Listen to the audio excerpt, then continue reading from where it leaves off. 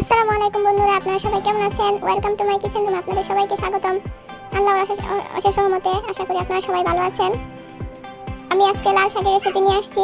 লাল শাক আমাদের সবারই জনপ্রিয় একটি শাক। আমরা সবাই লাল শাক রান্না করা জানি, কিন্তু লাল শাকের যে একটা টকটকে কালার আছে, ওই কালারটা অনেক সময় রান্না করার পর থাকে না।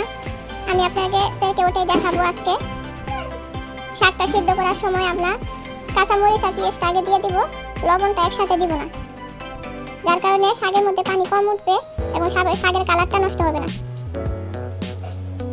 তো আপনারা দেখতে পাচ্ছেন আমি কাঁচামরিচ, পেঁয়াজ কুচি, রসুন কুচি দিয়ে শাকটা আগে সিদ্ধ করে নিচ্ছি।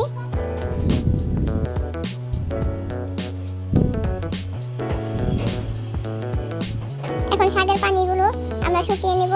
লবণটা না দেওয়ার কারণে শাকের কালারটাও নষ্ট হবে না আর পানিও তেমন বেশি একটা উঠবে না।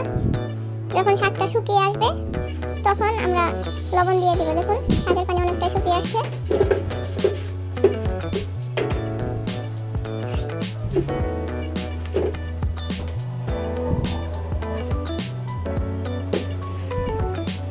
আমরা একটু পর পর শাকটাকে নেড়ে দিব যাতে পানিটা তাড়াতাড়ি শুকিয়ে যায়। যদি আপনারা পানি ফেলে দেন তাহলে শাকের ভিটামিনও চলে যাবে। আমরা এখন লবণ দিয়ে দিচ্ছি।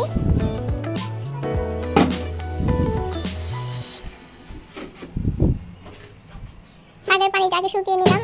এখন আর লবণ দেওয়ার পরে তেমন একটা পানি উঠবে না, শাকের কালারটাও নষ্ট হবে না। আপনারা দেখবেন রান্নার আগেও যেরকম টকটকে কালার ছিল, রান্নার পরেও সেরকমই কালার থাকবে। দেখুন তেমন একটা পানি উঠেনি, যতটুকু উঠছে খুব তাড়াতাড়ি শুকিয়ে গেছে। শাকের কালারটাও সুন্দর আছে। শাকটা শুকানো হয়ে গেছে। এখন আমরা কড়াইতে তেল দিয়ে দিচ্ছি। প্রথমে শুকনো মরিচগুলো ভেজে নিব।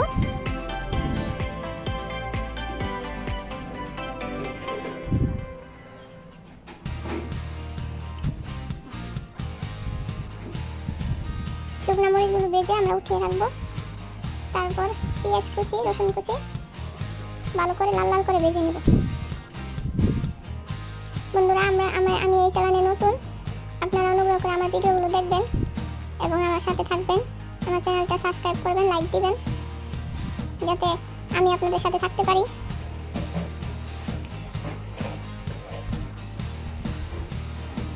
আমরা পেঁয়াজটা লাল লাল করে ভেজে নিব।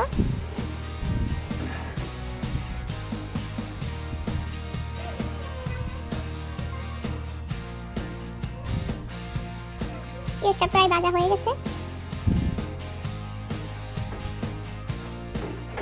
বন্ধুরা আমার শাকটা রান্না করার পর শাকের কালারটা কেমন রয়ে গেছে, আপনাদের কেমন লাগছে সেটা আপনারা আমাকে কমেন্ট করে জানাবেন।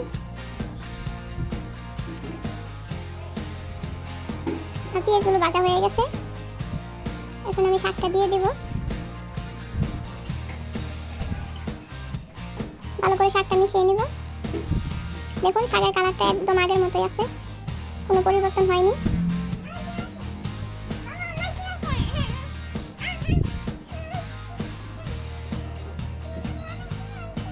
এখন আমরা শাকটাকে উঠিয়ে নিব।